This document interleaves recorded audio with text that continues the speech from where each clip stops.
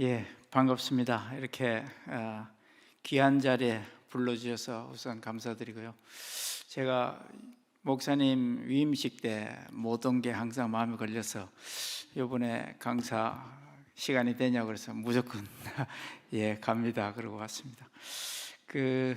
오늘 제가 말씀드릴 주제가 북한 크게 보면 북한 선교를 어떻게 할 건가 하는 그런 이야기인데, 제가 이제 가끔 그런 생각을 합니다. 이 남쪽에 계신 이 남쪽 중에서도 이렇게 마산, 울산, 부산 이렇게 멀리 떨어져 있는 사람들은 북한하고 이렇게 좀 멀리 떨어져 있다 보니까 북한에 대한 선교 이런 게 조금 거리감이 있지 않나 그런 생각은 들긴 합니다. 그런데 우리 사실은 우리 민족, 우리 국가의 큰 과제이기 때문에 이거를 우리가 어떻게 북한이라는 나라를 지금 상태가 어떻게 되고 있는지, 우리가 지금 이 시점에서 북한을 위해서 뭐를 할 수 있는지 이런 거를 그냥 제가 경험과 공부한 걸 가지고 여러분들하고 나누고 여러분들의 그 기도 제목 안에 그 이야기가 들어갔으면 좋겠다 생각을 합니다.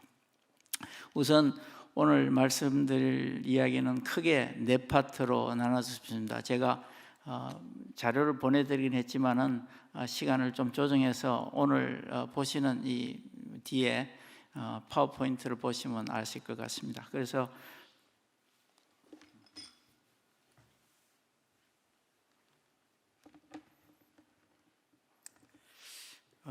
첫 번째는 이게 북한 선교라는 게 그냥 아무 나라나 우리가 들어갈 수도 없고, 또 이게 국제적인 정세에 영향을 많이 받고 있어서 지금 북한과 남쪽 이 한반도가 국제 정세에 어떤 상황에 있나를 보시는 게 북한 선교의 큰 배경을 찾아가는 데 도움이 될 것 같아서 첫 번째로 했고요.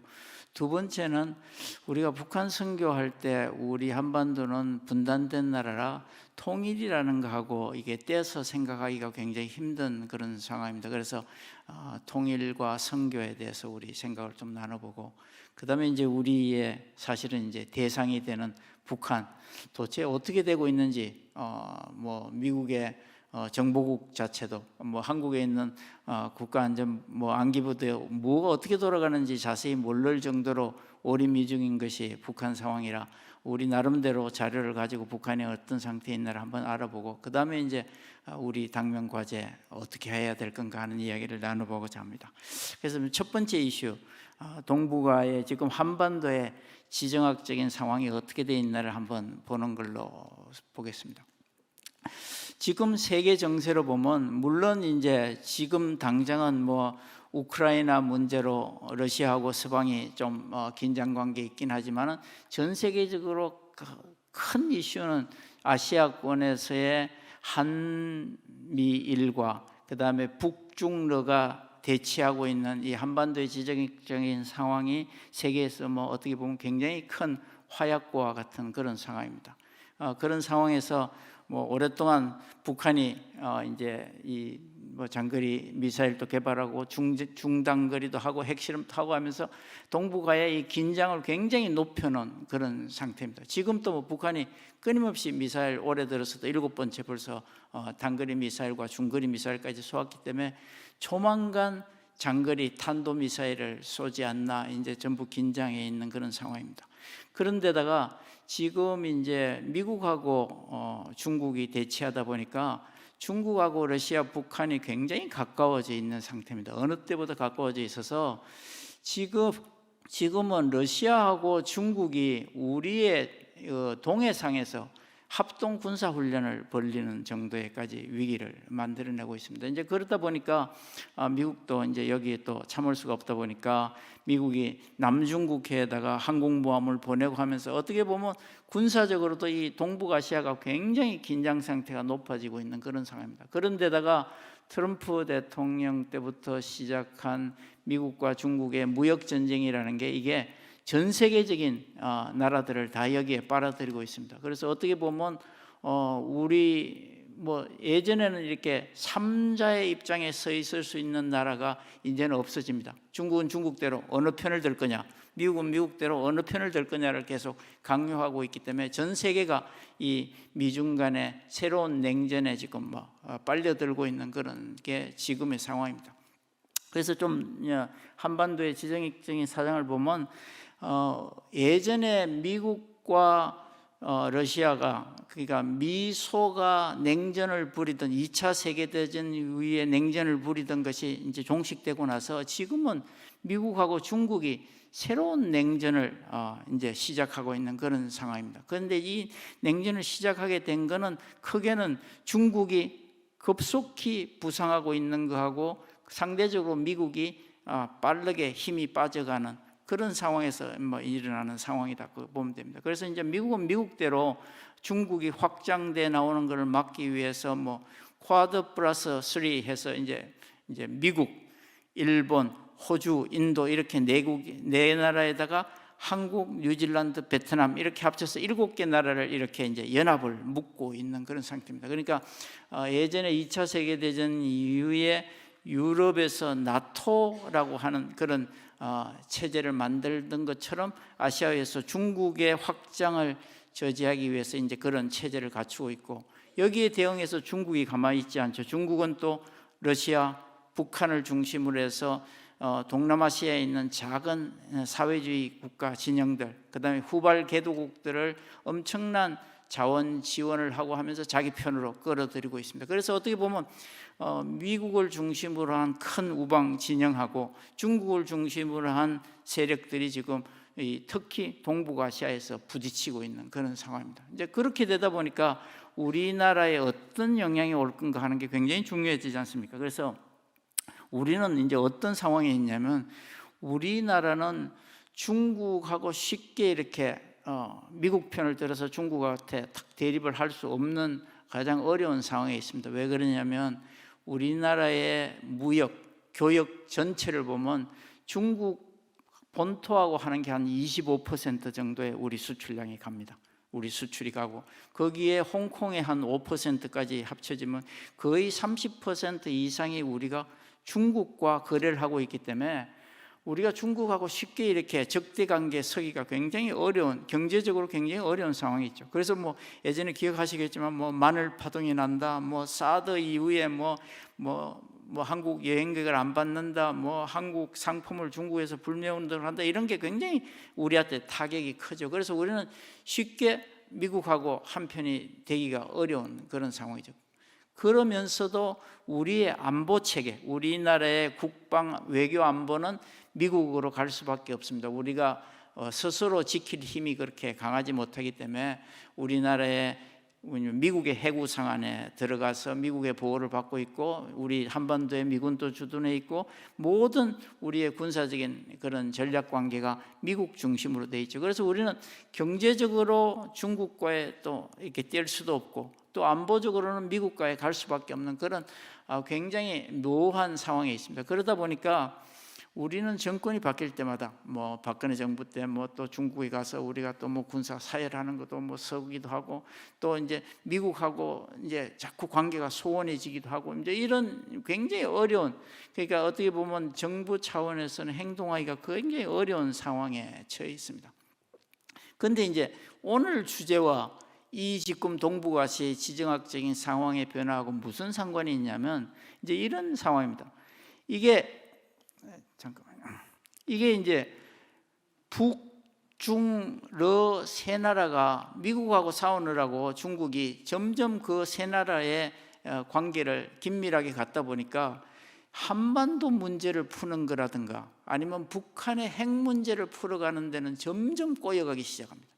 그러니까 예전에 예를 들어서 미국과 중국의 이런 경쟁이 심화되고 충돌이 일어나지 않을 때는 그래도 한반도 문제나 북한의 핵 문제를 좀 풀기가 쉬웠었는데, 지금은 북한의 핵 문제 푸는 게 점점 미국으로 빠져들어갑니다. 왜 그러냐면 그 뒤쪽에, 북한의 뒤쪽에 중국과 러시아가 딱 버티고 백업하고 있기 때문에 국제사회의 제재라든가 아니면 유엔에서의 핵 실험, 장거리 미사일에 대한 제재 같은 것도 안보리에서 중국이 반대하고 러시아가 반대하고 해서 이게 쉽게 제재가 가지 않는 그런 상황입니다. 그래서 어떻게 보면 최근에 트럼프 대통령 이후에 진행되고 있는 중국과 미국 간의 그런 글로벌 어떻게 보면 주도권 경쟁이라는 게 한반도에 직접적으로 지금 영향을 미치고 있다, 그렇게 보시면 됩니다. 그래서 지금 우리는 문정부 내내 5년 내내 그랬지만 북한 문제가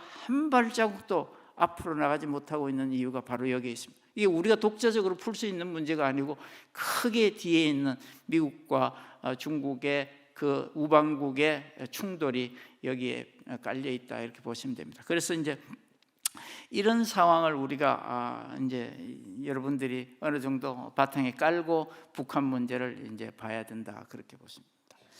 자, 그런데 이제 우리가 북한 선교하면 대부분의 사람들이 북한 그러면 통일되면 선교가 될 건가, 아니면 선교를 잘하면 통일이 될 건가, 뭐 그걸 이제 우리 다 교회에서 기도하고 할 때마다 이게 이제 좀 혼란스럽긴 합니다. 하여튼 그렇지만은 저는 그렇게 생각합니다. 우리 믿는 사람들은 적어도 믿지 않는 우리나라에 있는 일반 사람들하고는 북한에 대한 생각이나 통일에 대한 생각은 조금은 다르게 가져야 된다, 저는 그렇게 생각을 합니다. 그건 좀 이따가 제가 설명을 드리겠습니다. 그런데 제가 지금 첫 번째 보여드린 이 자료는 우리나라의 일반 국민들이 북한이나 통일에 대해서 생각하는 겁니다. 그러니까 여러분들 생각하고 얼마나 다른지 비슷한지 한번 보시면 될 겁니다.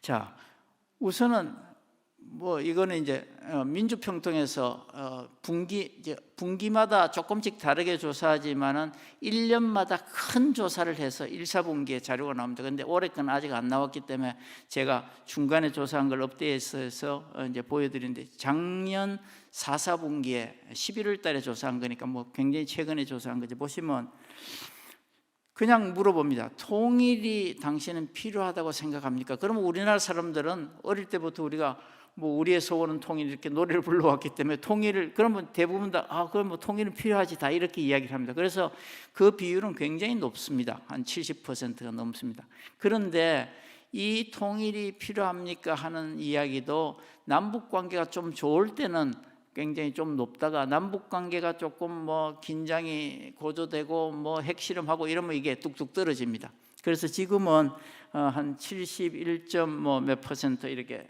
8% 나와 있지만, 요것도 지난 판문점에서 남북 정상이 만나고 할 때는 굉장히 높았죠. 70한 6.2% 이렇게 높았었는데 떨어지긴 했습니다만, 그래도 아직도 70% 이상을 유지하고 있습니다. 그런데 이제 이렇죠. 통일이 필요하다고 하는 사람한테, 그래 통일되면 그럼 좀 도움이 될 것 같으냐, 통일을 왜 하는데 하는 말하고 같은 거, 통일되면 좀 도움이 될 것 같으냐 하면, 사람들이 일반적으로 통일은 필요하다고 그러면서도 도움이 될 거냐 하는 거를 물어보면 조금 떨어집니다.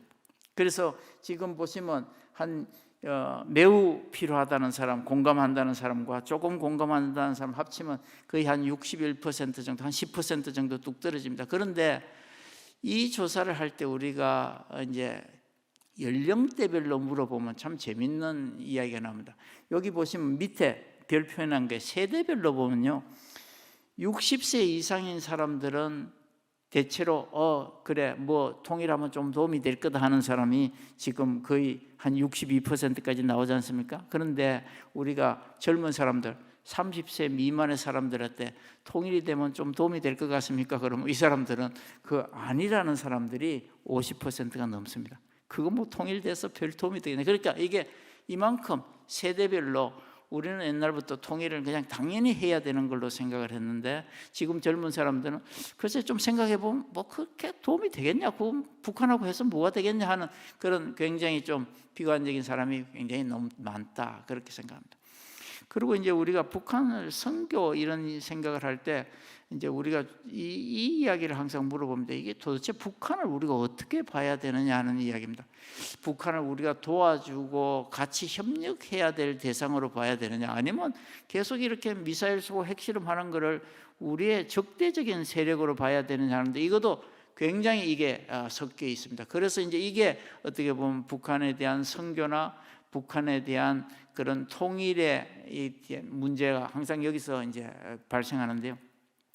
협력해야 된다고 하는 사람은 한 52%까지 되지만은 그것도 이제 최근에 많이 떨어져서 한 46%까지 떨어졌지만은 북한을 역시 조심해야 돼, 우리의 적군일지도 몰라 하고 하는 사람은 거의 최근에 한 34%까지 올라와 있는 그런 상황입니다. 그래서 이거는 북한이 이렇게 지금처럼 뭐 계속 미사일 발사 실험하고 뭐 핵실험 또 곧 할 것 같고 막 이러면 이게 이제 북한을 경계해야 된다, 조심해야 된다는 사람이 점점 늘어가는 그런 상황입니다. 이제 그런 게 어떻게 보면 북한을 우리가 통일의 대상으로 보고 어떻게 협력할 건가 하는 걸 생각하는 사람들한테는 이 숫자가 굉장히 이제 우리를 어렵게 하는 그런 이야기입니다. 그리고 이제 마지막으로 이런 걸 물어봅니다. 우리가 그러면 이제 이렇게 북한이 지금은 이러고 있지만은 앞으로 좀 남북 관계가 좋아질 것 같으냐고 물어보면 많은 사람들이 별로 기대는 하지 않는 것 같습니다. 그래서 별로 변화가 없을 것 같다는 사람이 지금 50%가 넘습니다. 그 말은 뭔 소리냐면 지금의 남북 상황을 보니까 야, 이거 뭐 가까운 시일에 뭐가 잘 되겠냐, 뭐 그런 생각이 많은 그런 사람이라 지금 이제 우리가 어디 밖에 나가서 북한을 도와주자, 뭐 북한하고 뭐 교류를 해야 된다 이런 말을 하기가 굉장히 부담스러운 그런 상황입니다. 그래서 이제 그러면 당신 생각할 때 통일은 언제쯤 될 것 같냐 그러면 우리가 처음에는 통일이 필요한 사람이 30%나 넘었음에도 70%나 넘었음에도 불구하고 통일이 언제 될 거냐 그러면 이런 식으로 부정적인 경향이 나옵니다. 여기 보시면 30년 이후로 보는 사람들이 거의 뭐 70% 가까이 나옵니다. 그 이야기는 무슨 소리냐면 그게 통일해야 되긴 되는데 글쎄 뭐 그게 뭐 언제 되겠냐, 뭐 나중 뭐 다음 세대, 여기 연세 드신 분들은 뭐 아이고 뭐 우리 세대 되겠냐, 뭐 이런 이제 굉장히 비관적인 사람이 많아서 지금 우리가 남북 관계를 개선하자, 뭐 북한에 대해서 선교를 하자, 뭐 북한을 좀 도와서 서로 협력하자는 그런 이야기가 굉장히 좀 어떻게 보면 공허한 소리 같이 들리는 그런 상황입니다.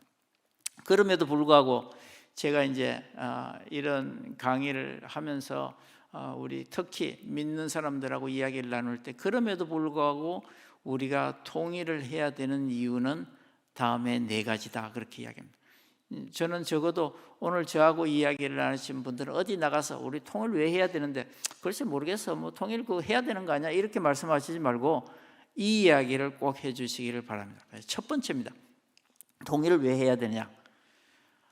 원래 하나님이 우리한테 주신 모습으로 돌아가는 겁니다.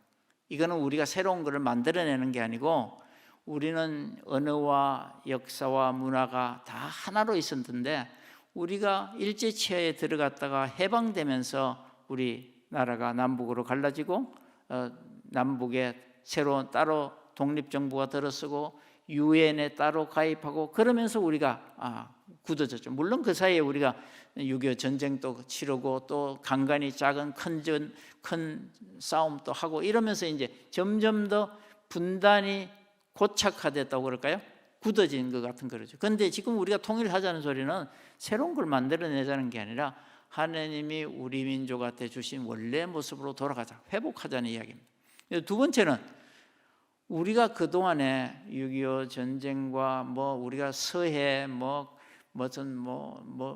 서해 해전을 1, 2, 3전을 우리가 거치고 천안함 사건이다 이렇게 수많은 사건을 거치면서 남북한에 너무 서로 간에 상처가 많습니다. 우리 생각에는 우리 쪽에 죽은 사람은 우리가 기억을 잘하고 다친 사람은 기억하지만은 전쟁이라는 것은 서로가 다치는 거지 않습니까? 우리가 다친 것만큼 상대편도 다치거든요.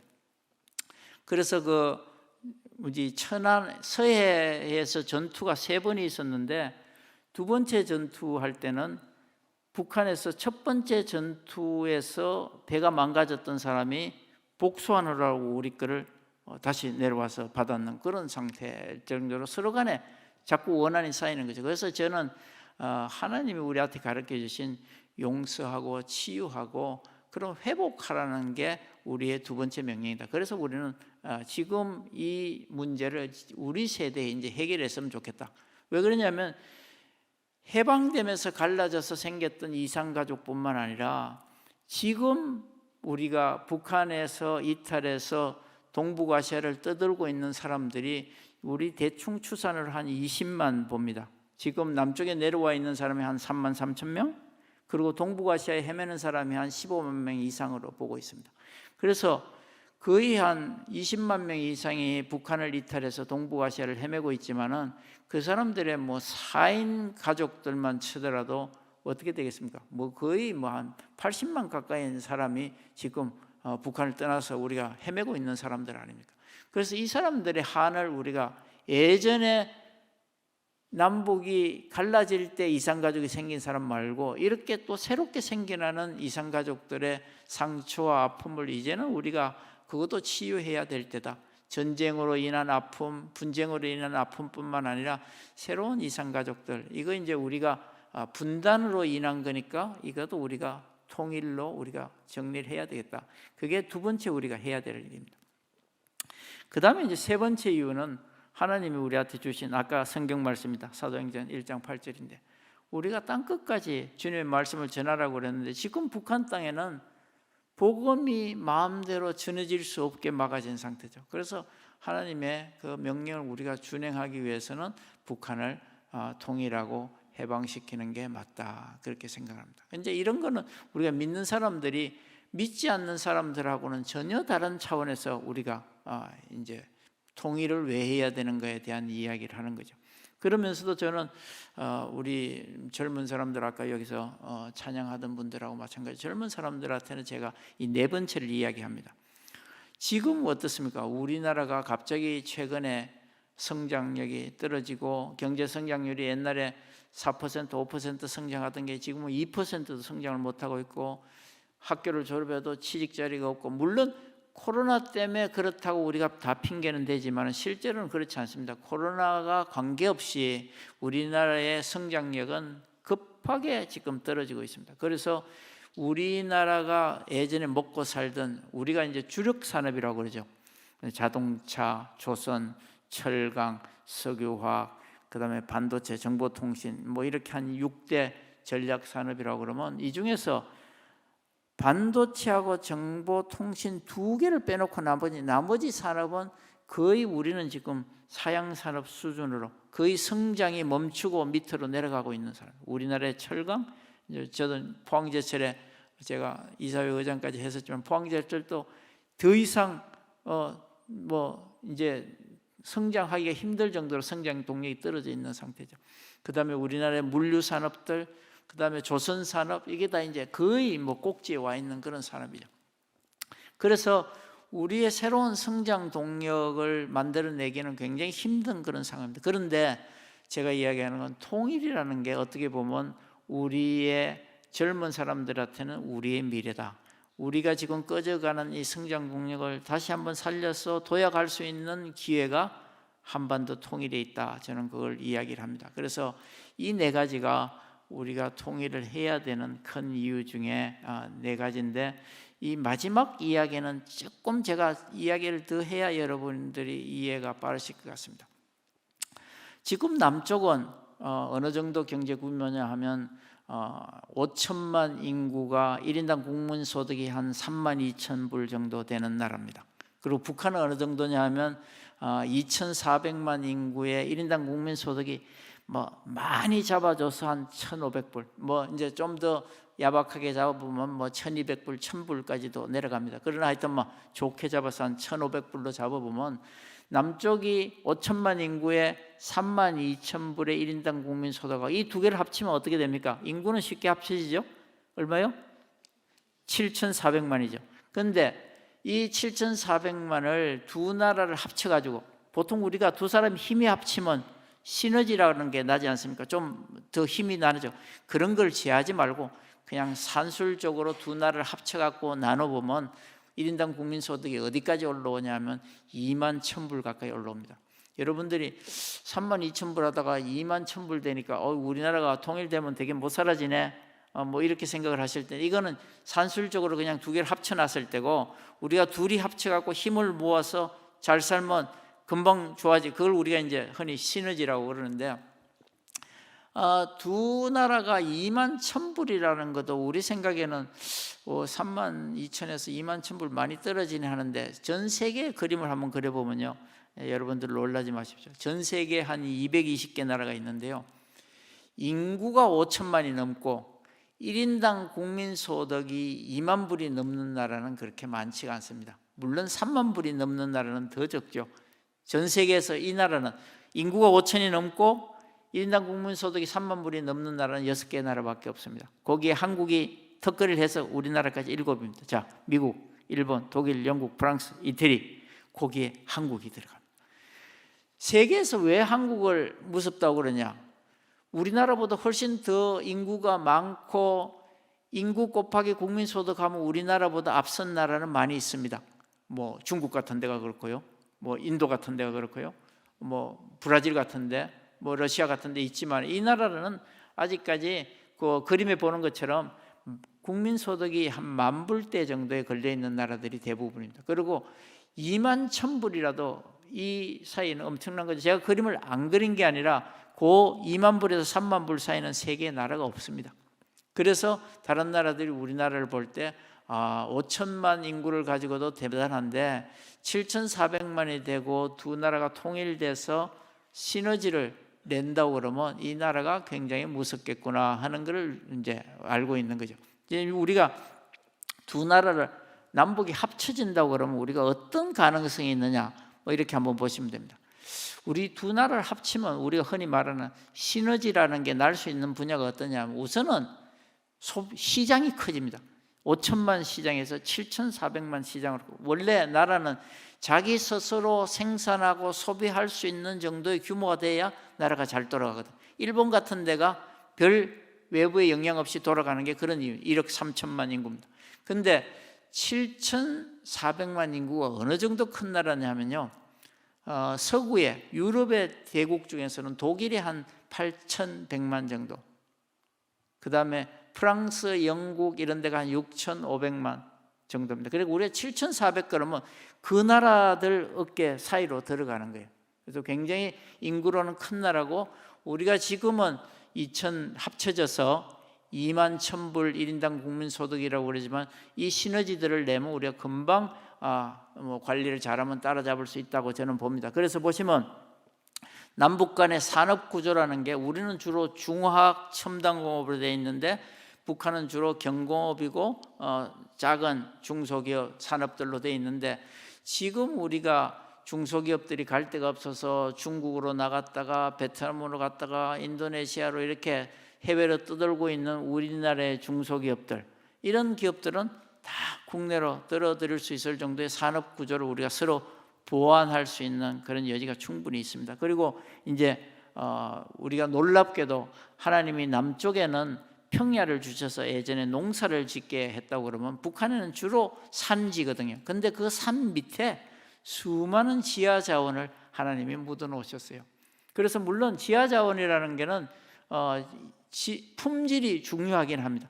북한에는 철광석, 석탄, 히토류, 마그네사이트 이런 것들이 우리가 지금 수입해서 사용하는 수많은 지하 자원을 땅속에 갖고 있습니다. 물론 품질은 좋지 않습니다. 품질은 좋지 않으나 요즘은 다 정지하는 기술이 있기 때문에 자원이 있기만 하면 얼마든지 쓸 수 있는 그런 상황입니다. 그래서 이제 그런 게 북한이 많이 갖고 있다는 거고, 그 다음에 이제 북한의 인구가 우리보다는 좀 젊습니다.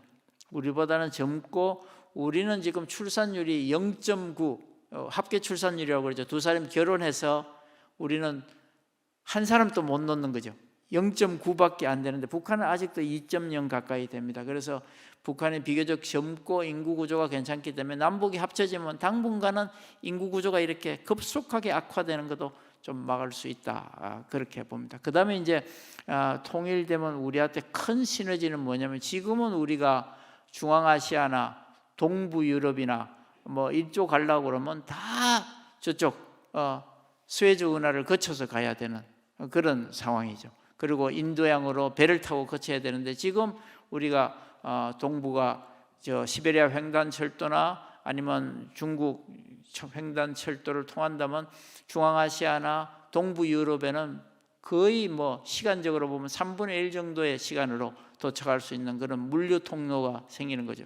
지금 중국으로 우리가 수출하려도 다 배를 타고 가야 되는데 철도를 통해서 갈 수 있는 길이 생기는 거죠. 그래서 물류 통로를 확보한다는 것도 통일에 굉장히 큰 이점이 될 거다 봅니다. 그리고 이제 이런 것보다도 가장 큰 앞으로 제가 보는 거는 지금 이 좁은 한반도에 남쪽이 우리가 뭐 조금 군인이 지금 줄었습니다만 우리가 군인을 60만이라고 그러죠. 지금은 뭐 한 55만 되나 모르겠는데 60만이라고 그러고 북한은 120만 군대를 갖고 있습니다. 남북이 합쳐서 이 반도에 180만 군대를 갖고 있는 거예요. 그리고 우리 남쪽은 우리 예산의 거의 10%를 국방비로 쓰고 있습니다. 그러니까 올해 작년 같으면 550조면 그중에 국방비로 53조를 쓰는 거예요. 어마어마한 돈을 국방비를 우리가 살아야 되니까 국방비를 쓰는데 북한은 금액은 적지만은 예산 비중으로 따지면 굉장히 높게 쓰는 거예요. 25% 이상을 쓰니까 그렇게 쓰고 이제 지금 쓸데없는데 둘이서 돈을 쓰고 있는 그런 상황이에요. 그러면 우리가 통일되면 그러면 어느 정도의 군인을 가지면 될까 한번 생각해 보시면 독일 같은 데가 군대가 한 7, 8만, 뭐 30만 미만으로 갖고 있습니다. 그러니까 아까 제가 말씀드렸죠. 8,100만에 예를 들어서 25만을 갖고 있다고 그러면 우리는 7,400만 되면 우리가 뭐 능력자 한 30만만 가져도 되지 않겠습니까? 뭐 그렇게 따지면 180만 중에 150만이 남아도는 거죠.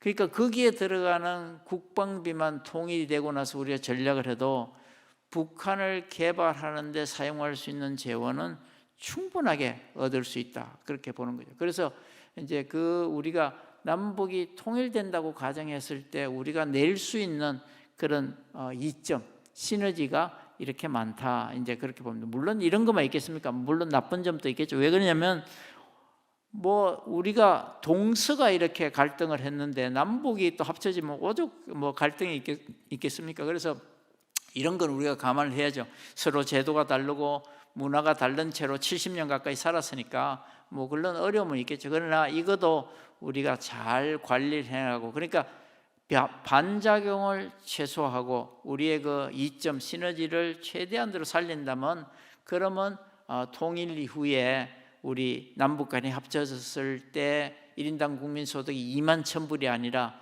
한 관리만 잘하면 금방 2만 5천 불, 3만 불대로 끌어올릴 수가 있다. 저는 확신합니다. 왜 그걸 제가 확신하느냐면 1990년도 이후에 91년도에 독일이 통일됐죠. 동서독이 통일되고 난 다음에 첫 한 10년 동안은 독일은 유럽에서 병자라고 그랬습니다. 왜 우리가 통일했냐?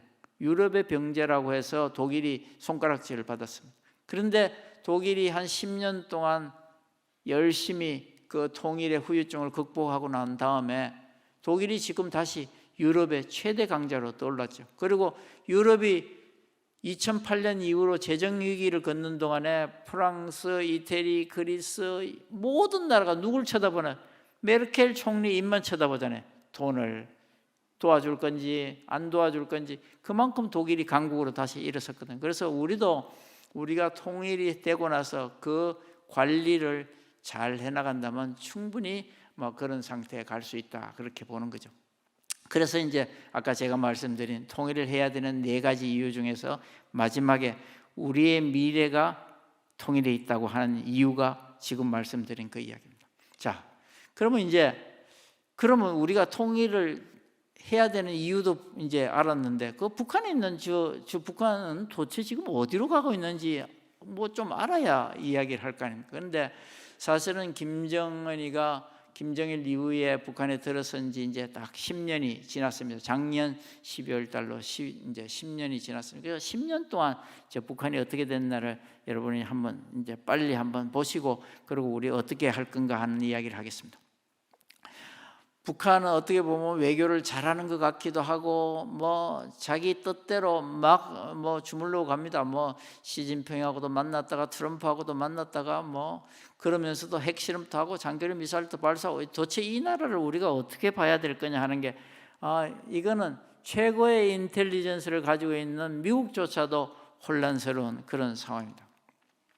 그래서 북한이 지난 10년 동안 어떻게 됐냐를 이야기하면, 첫 번째는 김정은이가 들어서서 핵하고 경제 개발을 같이 가겠다고 이야기를 했는데 그 두 개는 같이 갈 수가 없는 상황입니다. 그래서 어떻게 보면 지금은 경제를 담보로 해서 핵을 개발하고 장거리 미사일을 개발하고 있는 그런 상황입니다. 그러다 보니까 경제는 파탄 날 대로 파탄이 나고 있습니다. 왜 그러냐면 그나마 북한이 없는 거 이렇게 모아서 수출하고 또 외국에서 수입해서 경제를 돌리던 게 이 지금 국제사회에서 유엔과 미국에서 경제 제재를 가하면서 이거는 날로 경제 상황이 핍박에 가고 있습니다. 그래서 보시면 요거는 그냥 보시기가 좀 힘드실 텐데 맨 오른쪽에 좀 핑크빛으로 있는 게 맨 마지막에 2017년 12월 달에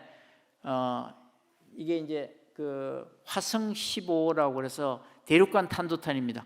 미국 본토에 닿을 수 있는 대륙간 탄도탄을 발사하고 나서 미국이 이제 국제사회를 유엔을 통해서 완전 제재를 들어갑니다. 그래서 사실은 여기 지금 보이는 것들이 하나 뭐 핵실험했고 장거리 미사일 발사할 때마다 한 번씩 제재가 계속 더해지는데, 이 제재는 앞에 게 없어지고 새로 생기는 게 아니라 앞에 제재에 더해서 새로운 제재가 계속 들어가는 겁니다. 그래서 지금 핑크빛으로 된 거는 북한이 그냥 최소한도 목숨만 살 수 있을 정도의 경제 제재를 봉쇄를 해놓은 겁니다.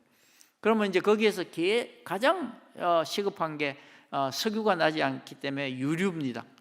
이제 난방용도 필요할 거고 뭐 공장을 돌리려면 필요하고 모든 게 유류가 필요한데, 요거는 1년에 400만 배럴 해서 극히 안 죽을 만큼만 집어넣어줍니다. 그 다음에 이제 우리 이런 플라스틱 만들고 하는 요즘 이게 석유에서 나오는 정제품들인데 요거를 50만 배럴로 딱 묶어놨습니다. 그래서 마음대로 뭐 이런 플라스틱 용품을 잘 만들지를 못하는 그런 상황에 딱 와 있죠.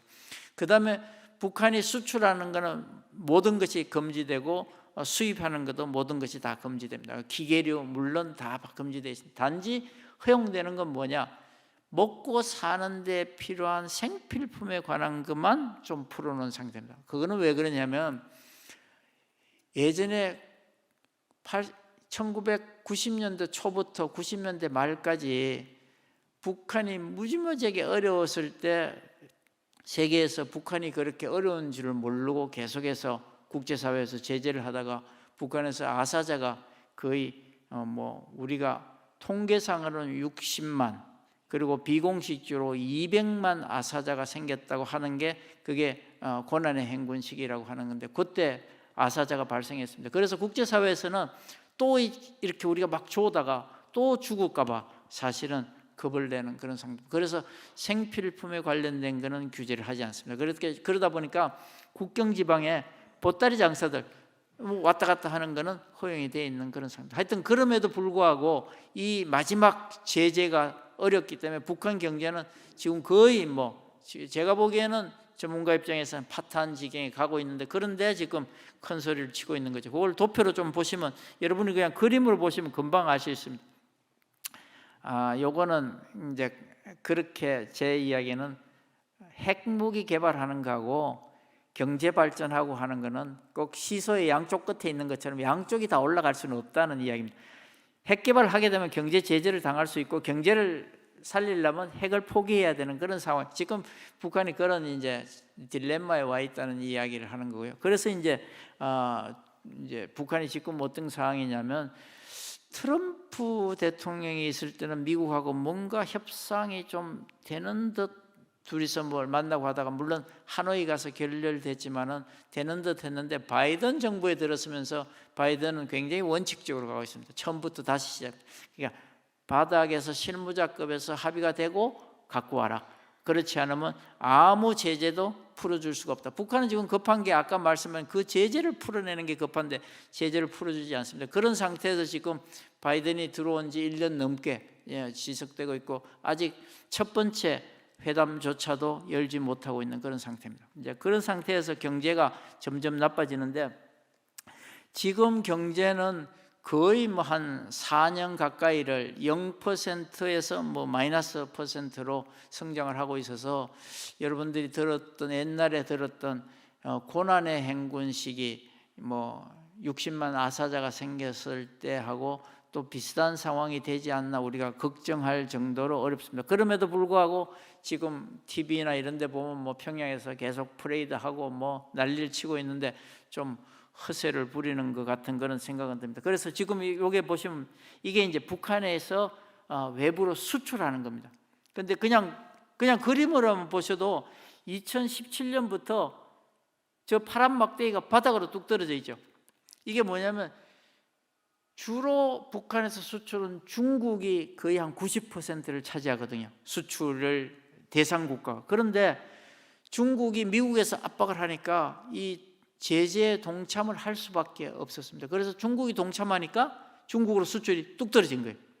근데 최근에 어느 정도 더 떨어졌냐? 작년 거를 보시면 요거는 요거 그림은 뭐냐면 중국에서 공식 데이터를 가지고 잡았기 때문에 밑에 좀 희미한 하늘색으로 된 게 북한에서 중국으로 수출하는 거고 중국에서 보면 수입하는 거겠죠. 그리고 위에가 이제 중국에서 북한으로 가는 거니까 북한으로 보면 수입에 해당하는 건데요. 보시면 그냥 다른 거 보시면 막대 그래프가 있다가 작년에 없어졌지 않습니까?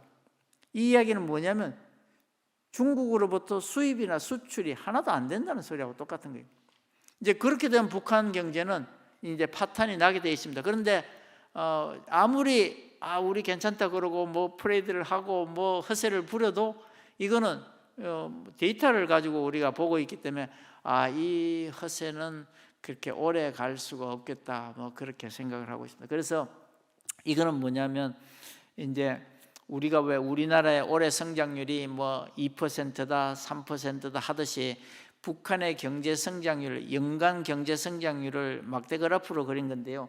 여기 보시면 2017년부터 빨간 그래프가 밑으로 쭉 쭉 이게 마이너스 성장입니다. 올해가 작년보다 못 살고 내년이 또 올해보다 더 못 살고 이런 식으로 됩니다. 그래서 지금 보면 2019년하고 21년 작년도가 조그맣게 뭐 파란 거로 나와 있는데 이거는 뭐 거의 뭐 0에 가깝다고 보면 됩니다. 0.5, 0.3 이런 건데 그것도 뭐 정확한 수치는 아니니까 제가 볼 때는 이 지금 빨간 막대 그래프가 커지고 있는 이 추세가 북한의 지금 경제 상황을 나타내는 거라 봅니다. 그래서 크게 마이너스 성장을 가고 있고 지금은 거의 뭐 북한이 경제가 이제 뭐 고갈이 돼 가지 않나 그런 생각을 합니다. 왜 그러냐면 이 지금 해외에서 무슨 돈벌이 해오던 게 예전에는 뭐 석탄을 수출하든가 광석을 수출하든가 뭐 수산물을 수출하든가 아니면 북한 근로자를 밖에 내보내서 달러를 벌어오든가 이런 것들이 주로 북한의 수입원이었는데 이게 국제사회에서 완전히 차단된 상태라 지금은 뭐 미사일을 발사 한번 할 때마다 돈이 뭐 1억 불이 든다, 2억 불이 든다 그런데 그거 7번 발사하고 나면 그거 뭐 10억 불, 20억 불 뭐 이렇게 들어가고 나면 그것도 자꾸 하다 보면 나중에는 이제 고갈나지 않나 그런 생각은 듭니다. 그래서 지금은 말은 않지만은 미사일을 계속 쏘고 하는 게 미국한테다 대놓고 빨리 협상을 하자 뭐 이런 이제 메시지를 보내고 있는 거라고 봅니다. 그런데 이제 이제 지금의 미국 입장은 뭔가 협상을 하기 전에 서로 간에 또 이제 조율이 되고 하기 때문에 쉽게 협상 테이블에 나올 수도 없고 미국으로 볼 때는 또 남쪽이 지금 대통령이 어디로 갈지 모르는 상황이고 하기 때문에 또 섣불리 또 협상을 또 진행할 수도 없고 그래서 결국은 협상은 늦어질 수밖에 없는 그런 어려움이 있습니다. 이제 북한은 거기 답답하니까 계속해서 짧은 단거리 미사일이든 중거리 미사일을 쏘면서 협상 테이블에 나와라는 소리를 지금 외치고 있다고 뭐 그렇게 보면 맞겠습니다. 그래서 뭐 앞으로 전망을 봐도 저희들이 2025년 이렇게 전망을 해도 북한 경제는 지금 상황대로라면 그렇게 쉽게 나아질 수가 없는 전망을 가지고 있다 그렇게 봅니다. 그래서 아까 제가 말씀드린 예전에 이거는 이제 지난 40년 동안을 남쪽과 북쪽의 그래프를 같이 그린 건데요. 경제 성장률인데 북한은 89년부터 98년까지 10년 동안을 빨간 선으로 마이너스 성장을 합니다. 그래서 그때 이제 아까 말씀드린 그런 수많은 아사자가 생겨서 길거리에 뭐 꽃제비들이 있고 사람 뭐 이런저런 시체가 있었다고 옛날에 우리 TV나 이런 데 보면 나오던 이야기들이 그때 일어난, 그러니까 20년쯤 전에 일어난 이야기들입니다. 그런데 지금 다시 지난 한 4, 5년 동안 경제가 갑자기 경제 제재로 어려워져서 국제사회에서 걱정하는 사람들은 이게 또다시 북한이 그런 상황으로 가지 않나. 물론 북한이 그렇게 되더라도 평양에 있는 사람들이 어떻게 되지는 않습니다. 그 사람들은 어떤 형태로든지 다 지도청 인사고 자기들 체제하고 관련된 사람들이 살아남는데, 문제는 변방에 있는 사람들이죠. 지금 우리가 말하는 죽었다, 뭐 어렵다 하는 사람은 다 변방에 있는 주민들 이야기입니다. 그래서 이제 우리가 걱정을 하고 있는 그런 상태입니다. 그리고 이제 북한도 사실은 김정은이가 들어서면서 이제 배급 체제가 끊어지면서 장마당을 굉장히 활성화했었거든요. 그래서 사실은 장마당을 중심으로 뭐 자동차도 생겨나고 핸드폰도 생겨나고 뭐 거기서 돈을 만드는 사람도 생겨나고, 그래서 중산층이라고 하는 자기들끼리 돈주라고 하는 돈이 있는 사람들도 생겨나고 뭐 이런 식의 변화가 굉장히 빠르게 진행이 되고 있었는데, 이 자체가 최근에 이제 다시 이제 경제가 경색 국면에 들어서면서 이 변화도 거의 이제 뭐 멈춰가는 그런 상황이다, 그렇게 보시면 되겠습니다. 그래서 요거는 제가 넘어가고, 그래서 걱정은 이런 겁니다.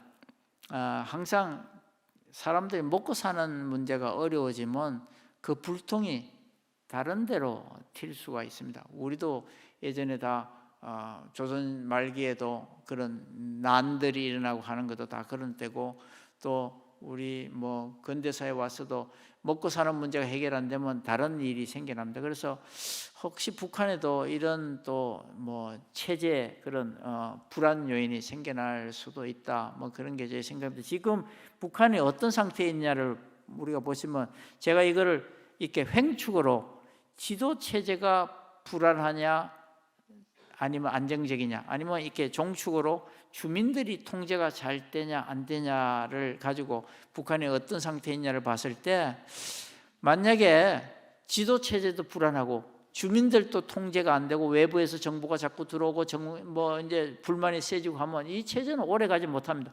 금방 무너질 수밖에 없습니다. 그런데 지금 그런 상태는 아닌 것 같고, 지금은 불안하긴 하지만은 저는 오른쪽 상단이 지도 체제는 비교적 안정됐지만은 주민들이 좀 동요가 있을 수 있다. 왜 그러냐면 주민들이 그나마 한 몇 년 전에는 좀 괜찮게 살다가 요즘 점점 더 어려워지고, 그리고 뭐 외부의 정보는 점점 예전보다 많이 들어오죠. 지금 핸드폰을 가진 사람이 우리가 공식적으로는 뭐 450만 개 뭐 이 정도밖에 보지 않는데요. 가장 최근에 제가 탈북한 지금 대학교 2학년인 애를 면담을 했더니 걔가 뭐라고 그러냐면, 자기가 회령에 있었는데 네가 생각할 때 네 동네 사람들 핸드폰을 얼마나 갖고 있는 거냐 같으냐 그랬더니, 한참 생각해보다 한 반은 갖고 있는 것 같아요. 반보다 더 갖고 한 60% 갖고 있는 것 같아요 그러더라고요. 그러면 네 고등학교 친구들은 어떠냐? 걔가 고등학교 2학년 때 나왔어요. 우리 거기 보면 5학년이죠. 2학년 때 나왔는데 반 친구 중에서도 제법 많은 애들이 핸드폰 갖고 있어요 그러더라고요. 놀랍죠? 고등학생이? 그러니까 이제 물론 그 핸드폰이라는 게 우리처럼 외부의 정보를 받고 그렇게는 아니에요. 그러나 자기들끼리 소통 가능하거든요. 그래서 물론 통제된 사회이긴 하지만은 핸드폰 이런 거, 그다음에 장마당을 통해서 들어오는 물건, 이 물건 어디서 왔냐, 남쪽에서 온 물건이다, 이건 어디서 왔냐, 뭐 베트남에서 왔다, 이런 물건과 같이 붙어오는 정보, 뭐 이런 것들이 체제를 유지하기가 쉽지 않죠. 그래서 저는 오른쪽 우상단의 상태가 북한이 좀 불안한 상태가 아닌가, 뭐 그렇게 생각합니다. 그래서 이게 지금 경제가 점점 더 어려워지면 북한 체제가 불안해지는 요인이 될 수도 있다. 뭐 그렇게 보고 있습니다. 그래서 이제 만약에 그게 아니고 체제도 안정되고 주민들도 뭐 순하게 딱 통제가 잘 되면 이 체제는 뭐 오래 가죠. 그렇게 되면 우리가 생각하는 변화는 거의 일어나지 않을 수 있습니다. 그래서 이제 그래서 북한은 지금 오른쪽 상단 정도의 상태가 아닌가 그렇게 봅니다. 자, 그럼 이제 북한 이야기할 때 그럼 우리는 그럼 이 상태에서 어떻게 할 거냐 하는 이야기인데요. 우선은 뭐 전번 시간에 또 이야기를 들으셨다고 그러는 것 같은데 어디까지 들으셨는지 모르겠는데 하여튼 북한이 도대체 어떻게 해서 시작을 했냐. 북한 땅에 그리스도인, 북한의 그런 복음화 이건 어느 정도 시작했을까 하면 우리 조선 땅에 최초로 성경이 전달된 거는 1832년도에 그 네덜란드 사람 구즈라프가 한문으로 된 성경을 가지고 홍성 앞바다에 들어와서 한 달 정도 있다가 간 그게 최초입니다. 그때 뭐 감자 씨도 갖다 주고 뭐 조정에 우리가 입국해도 되겠냐고 그랬더니 조정에서 못 들어온다 그래서 이제 한 달쯤 있다가 간 그게 최초였다고 봅니다. 두 번째는 이제 대동강변에서 이 그림입니다. 이 그림인데 토마스 선교사가 대동강변에 들어오다가 셔마노가 좌초되고 잡혀와서 이 앞에서 이제 처형당하는 그런 장면인데요. 북한은 이것도 뭐 선전으로 이용합니다. 어떻게 이용하냐 이런 식으로 이용합니다. 우리가 미제의 침략을 물리쳤다. 그리고 이렇게 이제 비석도 세워놓고 그러고 하여튼 그게 최초의 우리 이때 토마스 선교사도 이제 한문 성경을 갖고 왔습니다. 그런데 토마스 선교사가 이제 돌아가시고 난 다음에 중국의 심양에 와 있던 로스와 맥켄타이어가 로스가 이제 순교했다는 이야기를 듣고 이제 조선 선교를 결심을 합니다. 그러면서 이제 그 심양에 있는 동천교에서 이제 한글로 번역을 시작을 합니다. 그래서 이제 이렇게 한국 성경이 최초로 쪽복음부터 시작해서 나오기 시작합니다. 그래서 이제 그 이후에 이게 쪽복음 나온 게 1832년인데 33년도에 소래교회가 세워지죠. 소래교회가 처음에는 이렇게 초가집이었는데 사람이 금방 늘어나서 이렇게 기와집으로 확장되는 그런 습니다. 그러고 나서 몇 년 있어서 원산에서 외국인 선교사 들어왔던 하디라고 하는 분이 이제 그때 이제 각성운동을 시작해 원산 대부흥운동이 그때 시작 1903년도입니다. 그러면서 그 이후로 하디가 다니면서 여기저기 선교도 하고 다니고 하면서 이게 원산인데 이때 벌써 사람이 많이 모였거든요. 선교사들이 모여서 각성하고 회개운동을 하던 시기인데 그러면서 이게 평양으로 와서 1907년에 평양 대부흥운동 이게 장대인교회 사람이 이렇게 많이 모여요. 그때 1,500명 정도 모였다가 저녁에 남은 사람이 1,000명이었다고 그러니까 어마어마한 숫자가 모인 거죠. 그러면서 이게 이제 장대인교회 밖에서 모였던 거고 이게 남자들만 모인 숫자인데 이렇게 많습니다. 이렇게 부흥을 했던 게 평양입니다. 그래서 우리가 지금 그런 평양에 기독교인이 얼마나 있을까 하는 이야기를 들으면서 우리가 해방될 때 북한의 땅에 있던 교회가 2,069개가 있었고 신자 수가 대체로 한 30만 정도 됐다고 그럽니다. 그러면서 이제 6.25 전쟁 나고 하면서 많은 사람들이 남쪽으로 넘어오게 해서 한 반 정도는 월남했지 않나 뭐 그냥 이건 추정이죠. 아무도 정확하게 알 수 없죠. 한 반 정도가 남아서 교회는 없어지고 공산 정권에 탄압했지만은 그 그루터기라고 뭐 이게 뿌리는 남아 있지 않겠느냐. 그래서 우리가 이 사람들을 부를 때 그루터기 뭐 신자 성도 뭐 이렇게 부릅니다. 그래서 이제 북한이 지금 얼마나 남았을까 했을 때 맨 오른쪽입니다. 맨 오른쪽에 지금 그때 살아남은 사람이나 그 사람들이 자녀들한테 신앙을 물려준 거 이런 걸 감안했을 때 뭐 편차는 굉장히 큽니다만 한 7만 명에서 한 뭐 많게는 50만까지 있지 않겠느냐 그런 생각합니다. 그런데 이걸 누가 증명하느냐? 근데 할렐루야 교회 김상복 목사님이 예전에 미국 시민권 가지고 북한에 방문해서 어머님을 만났을 때 그 어머님하고 저녁에 어머님 우리 예배 드리고 주무시지요? 그랬더니 나 그런 거 잊어본 지 오래다. 그래서 안 드리고 혼자 그러면 제가 드릴게요. 그러면 어머님 들으세요. 그러면서 예배를 드렸대요. 이튿날 아침에 일어나서 어머니 아침 예배 드려야지요. 그러면서 이제 찬송가를 어머님 좋아하시는 찬송가인데 이거 한번 불러봅시다 그러면서 불렀더니 그 어머님이 1절부터 4절까지를 찬송가를 보지 않고 다 외워서 부르시대. 그런 분들이 대표적으로 우리가 말하는 그루터기 공동체 신자들이에요. 그런 분들이 북한에 있다는 거죠. 그래서 이제 그게 오른쪽이고, 두 번째 지하교회라고 하는 거는 이거는 뭐 다양합니다.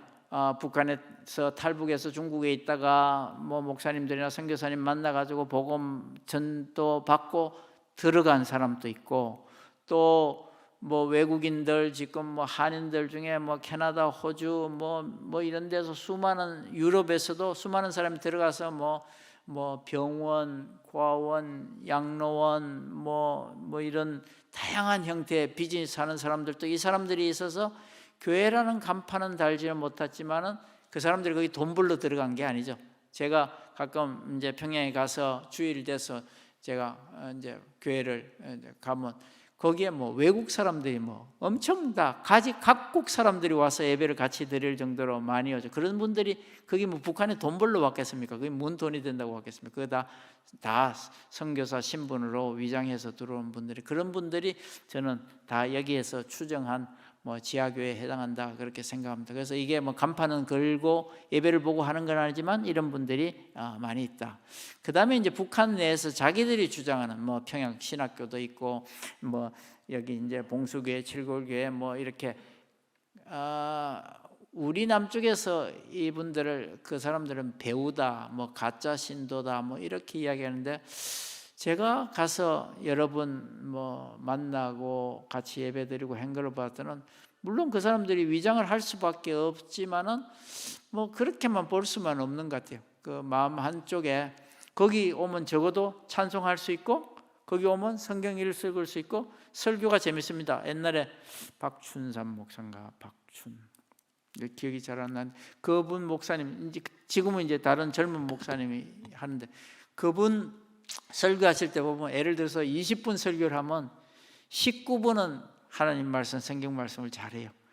근데 마지막 1분에 가면 이 모든 것이 수령님에 의해서, 그러고 이제 거꾸로 돌아가는 그런 이야기입니다. 그런데 그런 말씀과 성경을 우리가 읽으면서 거기 안에도 그분들을 다 가짜다 이렇게 이야기하기는 뭐 어려울 것 같아요. 그래서 뭐 이렇게 보면 북한에도 우리 믿음을 지키려고 노력하는 사람이 많다 그렇게 보는 거죠. 그래서 우리가 북한을 위해서 지금 뭐를 할 건가 하는 이야기를 제가 이제 마지막에 정리를 하자면, 첫 번째는 그 북한에 지금 보신 그 남아있는 그분들, 그래 원산 대부흥운동이나 평양 대부흥운동 때 그 자손들이 다시 성령 충만해지고 다시 믿음 생활을 할 수 있도록 우리가 기도하는, 중보기도하는 게 뭐 첫 번째일 것 같아요. 그리고 그 사람들이 자유롭게 믿음 생활을 할 수 있고 자유롭게 복음을, 뭐 더 좋게는 복음을 전할 수까지 있으면 좋겠지만, 하여튼 성령 충만하게 복음을 회복할 수 있도록 저는 우리가 기도하는 게 첫 번째일 것 같아요. 우리는 지금까지 북한의 기독교인 그건 뭐 지하교회 사람이나 좀 있을까 뭐 이렇게 생각해요. 그렇지, 절대로 그렇지 않다고 생각합니다. 그래서 우리가 이분들이 지금은 외부의 억압에 의해서 믿음 생활을 못하고 있는 거지만은 스스로도 또 포기한 사람이 많겠죠. 그분들이 성령 충만하고 회복할 수 있도록 했었으면 좋겠다. 그래서 그걸 위해서 우리가 지금 할 수 있는 거는, 나중에 북한이 개방되거나 북한에 우리가 들어갈 수 있을 때를 준비해서 지금 여기에서 북한에 들어갈 목회자도 양성을 하고, 또 지금 3만 명 이상에 내려와 있는 사람들이 거의 한 달에 한 번, 뭐 2달에 한 번 전화도 하고, 그리고 다들 돈도 붙여주고 뭐 할 거는 다 합니다. 근데 이분들 중에 많은 사람들이 나는 남북이 왔다 갔다 할 수 있을 때 되면 나는 고향에 갈 거야 하는 사람이 대부분일 겁니다. 물론 남쪽에서 성공하고 남쪽이 좋아서 산다는 사람도 있지만 많은 사람이 고향에 돌아간다고 합니다. 이 사람들을 잘 제자 훈련시켜서 돌려보내는 게 미래를 위한 뭐 큰 준비다 그렇게 생각합니다. 지금 당장 할 수 없을 때는 이분들을 훈련시키는 게 필요하다 그렇게 합니다. 그래서 우리가 할 수 있는 게 지금 장신대나 뭐 영남 장신 뭐 한남 뭐 각 신학대학교에 아마도 탈북민들이 이제 신학교에 지금 들어와 있는 사람들이 많이 있습니다. 이분들이 뭐 또 여러 가지 뭐 이유로 뭐 지금 살기가 다 힘들고 하니까 이분들을 잘 훈련시키는 게 필요하다. 그리고 북한에서 내려와 있는 사람들이 넘어오는 과정에 목사님이나 전도사님 도움을 받아서 넘어온 사람 많은데 남쪽에 와서 아직 교회를 나가는 사람은 그렇게 많지가 않아요. 그러니까 넘어올 때 도움을 받은 사람만큼 교회 나가지 않아요. 여러 가지 이유가 있죠. 뭐 여러 가지 그때는 급해서 도움을 받았지만은 여기 와 보니까 뭐 살기 힘들고 뭐 바쁘고 하는데 내가 지금 교회 갈 시간이 어딨냐 할 텐데 뭐 이제 그런 저런 이유로 못 나오는 분들을 제재화하고 하는 게 필요한 일이다 그렇게. 두 번째는 우리가 할 수 있는 거는 지금은 어떻게 보면 남북 간의 갈등 물론 있죠. 북한을 어떻게 보느냐에 따라 다른데 우리 사회에서 일반적으로 북한을 보는 눈하고 적어도 우리 기독교인이 북한 땅을 내다보는 것은 좀 달라야 된다는 게 아까 제가 말씀드린 것처럼 그 남남 사람들 간의 갈등, 남북 간의 갈등 이걸로 인해서 우리의 선교나 아니면 우리가 순수한 목적으로 북한 사람을 돕고 하는 일이 굉장히 어렵습니다.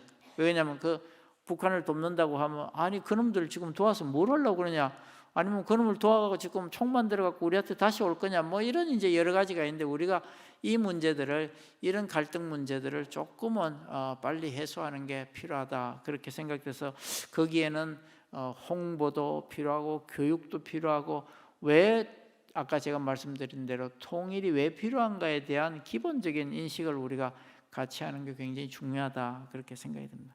그 다음에 이제 세 번째인데요. 이게 아까 제가 말씀드렸지 않습니까? 북한이 지금 허세를 부리지만은 굉장히 지금 어려운 코너로 물려가고 있는데 적어도 인도적인 지원, 그러니까 영유아나 산모들에 대한 지원은 우리가 이거를 아끼면 안 된다 그렇게 생각합니다.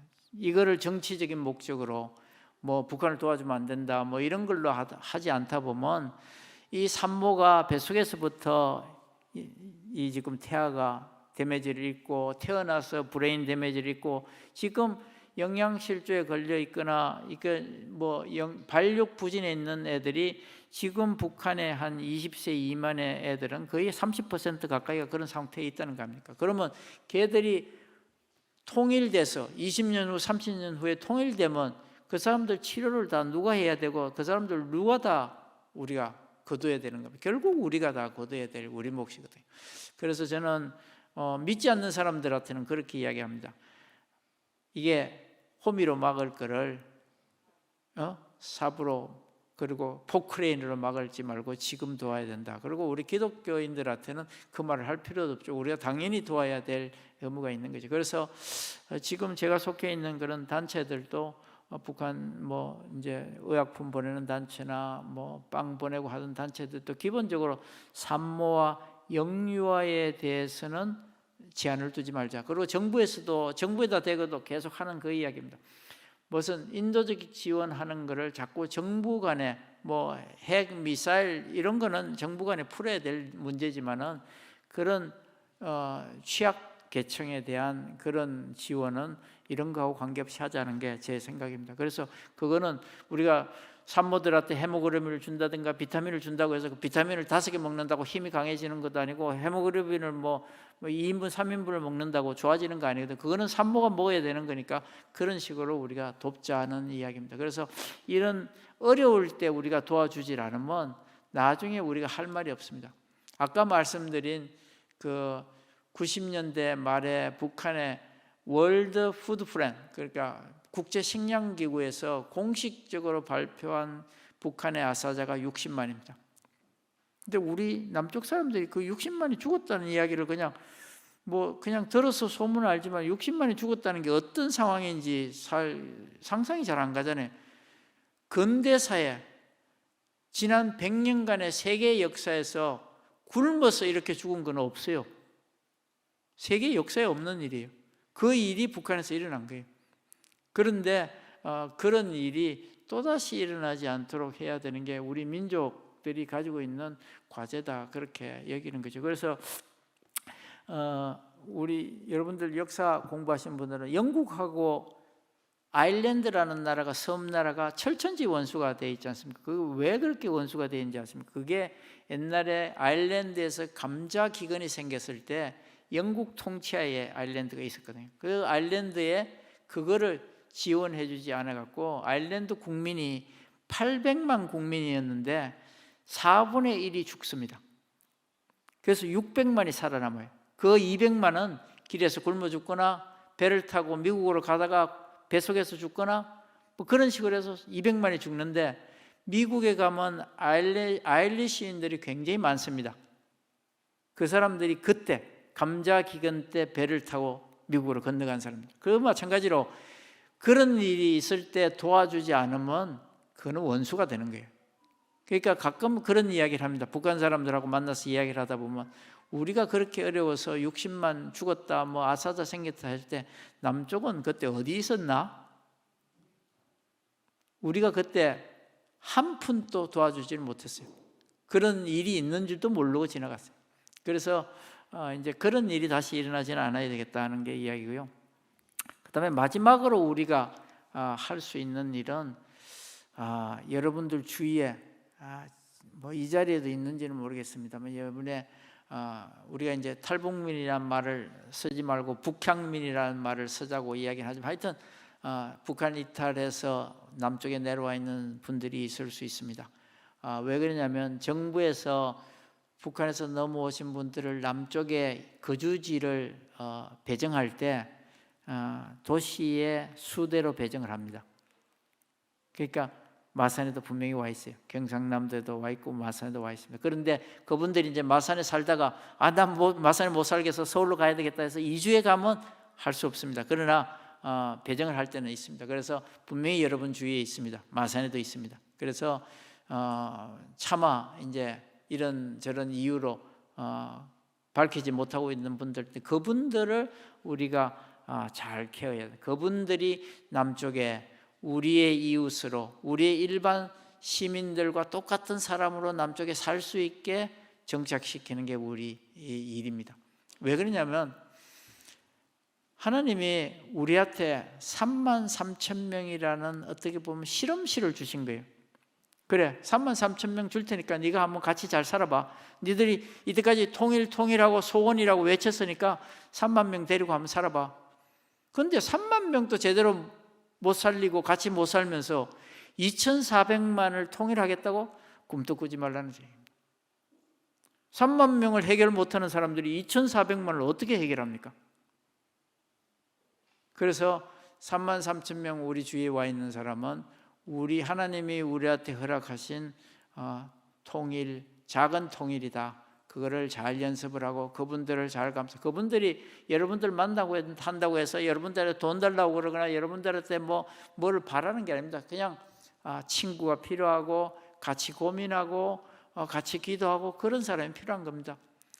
대학교에 탈북민들이, 젊은 애들이 많이 있거든요. 제가 한동안 국민대학교에 있을 때 거기도 한 50명 가까이 있었는데 애들이요, 탈북민이라는 게 밝혀지면 친구가 다 끊어집니다. 주위에 사람이 싹 없어집니다. 그래서 신입생들이 들어와서 신입생 오리엔테이션 할 때 너 어디서 왔냐 그러면 가능한 사람들이 잘 없는 데를 이야기합니다. 강원도? 그러면 하필이면 강원도 학생을 만나요. 강원도 어딘데? 그러면 또 곤란해지죠. 그럼 강원도 고성? 그러면 나도 속초인데? 뭐 이러면 이제 점점 더 이제 어려워지는 겁니다. 그래서 얘들이 이제 그런 어떻게 보면 사람들 만나는 게 힘들고, 우리가 사람들이 뭐 말할 때는 탈북민 이렇게 쉽게 이야기하면서 우리 형제지 그러다가도 가까이에 탁 와서 탈북민이라 그러면 친구도 끊어지고 직장에서도 쫓겨나고 뭐 다 그렇게 됩니다. 그래서 우리 믿는 사람은 적어도 이 문제를 해결해야 된다. 그래서 그게 우리가 어떻게 보면 남쪽에서 할 수 있는 북한 선교의 첫걸음이다 생각합니다. 이 사람들이요, 북한에 전화합니다. 한 달에 한 번, 두 달에 한 번 전화하고 돈도 보내고 하는데, 그러면 이제 그쪽에서 엄마나 뭐 아버지나 형제나 물어보면 야, 남쪽에 살기 좋아? 그래, 돈 벌기는 좋은데 살기는 안 좋아. 첫 번째 얘기입니다. 돈 벌기는 좋은데 살기는 안 좋아. 빨리 돈 벌어서 나중에 돌아갈게. 그런 이야기입니다. 그런데 우리가 통일하고 선교 이야기 하려면요, 이 벽을 넘어야 됩니다. 이 벽을 넘지 않고는 선교가 안 됩니다. 그래서 여러분들이 주위에서 할 수 있는 게 저는 이거라고 봅니다. 자, 제가 마무리하게요. 그러면 저는 성경을 읽으면서 항상 그 북이스라엘과 남유다 이야기를 읽으면 이게 꼭 우리나라 분단된 한반도 같은 생각이 듭니다. 그 솔로몬 왕 아들 때 와서 이제 남유다와 북이스라엘이 갈라지면서 성경이 그렇게 이야기합니다. 끊임없이 전쟁이 있습니다. 끊임없이 전쟁. 남북이 꼭 전쟁하는 것처럼 전쟁이 있습니다. 그런데 또 성경에 보면 또 좋아질 때도 있어요. 여호사밧 시대에 보면 또 서로 결혼도 해요. 그리고 사돈도 맺고 또 분위기가 좋을 때도 있어요.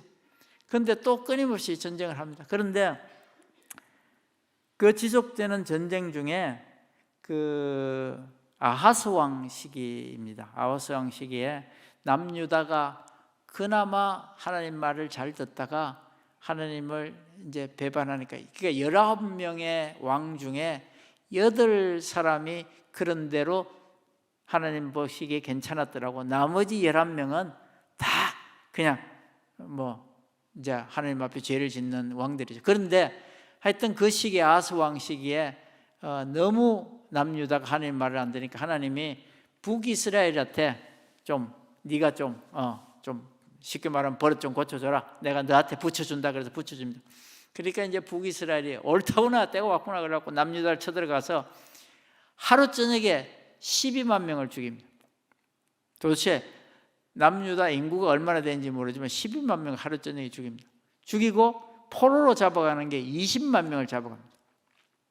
그래갖고 이제 그걸 노예로 삼으려고 끌어가는데, 그거를 끌고 갈 때 하나님이 북이스라엘의 그 선지자한테 나타나서, 야, 내가 좀 혼내라고 그랬지 언제 네 보고 그렇게 죽이고 종으로 삼아갖고 노예로 끌고 오라고 그랬냐? 너는 잘못한 거 없느냐? 그러고 야단을 칩니다. 그래서 그날 저녁에 전부 옷 입히고 먹이 입고 해갖고 남쪽으로 다시 다 돌려보냅니다.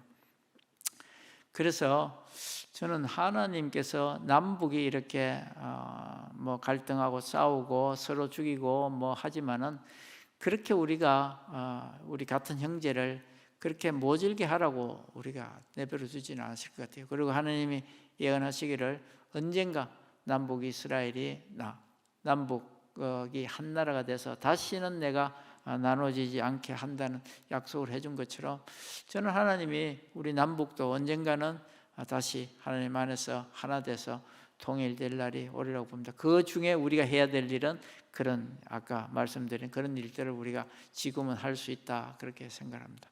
자, 제 이야기는 여기까지 9시 20분이 됐는데 시간 말씀 들어주셔서 고맙고 제가 잠깐 기도하고 마치겠습니다.